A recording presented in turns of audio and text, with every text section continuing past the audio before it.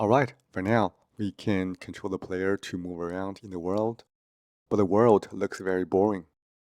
So I think it's a good idea to add some background to make the game look better before we start working on the animations of the player. First, we need some sprites for the background. Let's go to the background folder under the asset folder. You can see 4 files here. Let's start with the rightmost file.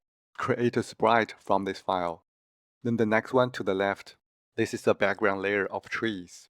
We can use it to create the parallax effect. Let's right-click on it and create a sprite from it.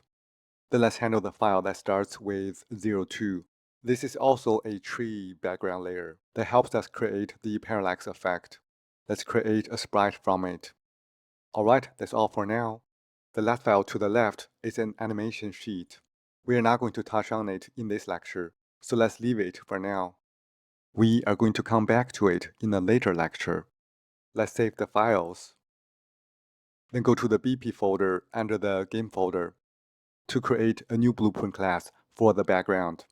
Select blueprint class, and we just pick the actor as the parent class. Let's name it BP underscore background. Alright, let's open it. We can see the root component here is called fault scene root.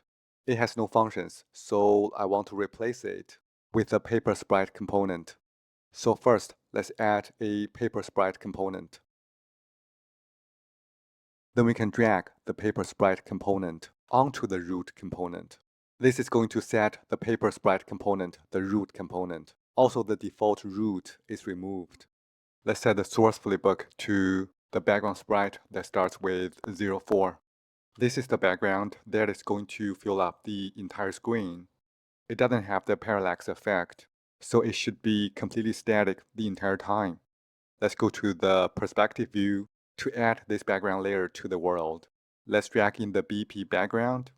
Then we want to reset its location to 000 in the details panel. Now we can see some Z fighting since its Y position is the same as the platform. Let's move it along the Y axis to the back.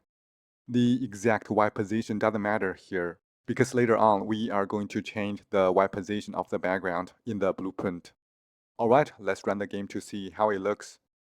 For now, it looks like the background is not static. So to make it always fill up the screen, we need to make it follow the camera all the time. We are going to make this happen later on. For now, let's add 2 more layers of the background.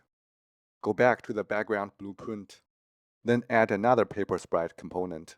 And this is going to be the child component of the root paper sprite component. Let's rename the new component paper sprite underscore trees01.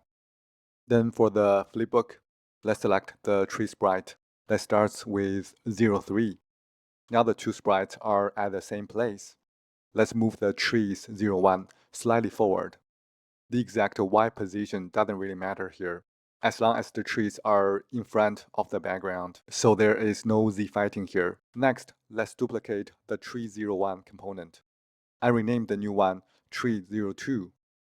For the flipbook, let's select the tree background sprite file that starts with 02. Let's also move the tree02 forward just a little bit. You can see the 3 layers are all separated, so there is no Z fighting here. Alright, let's compile the blueprint and test. In the game world, the 3 layers should all be behind of the platform. If some of the layers are in front of the platform, you can move the BP background backward a little bit more.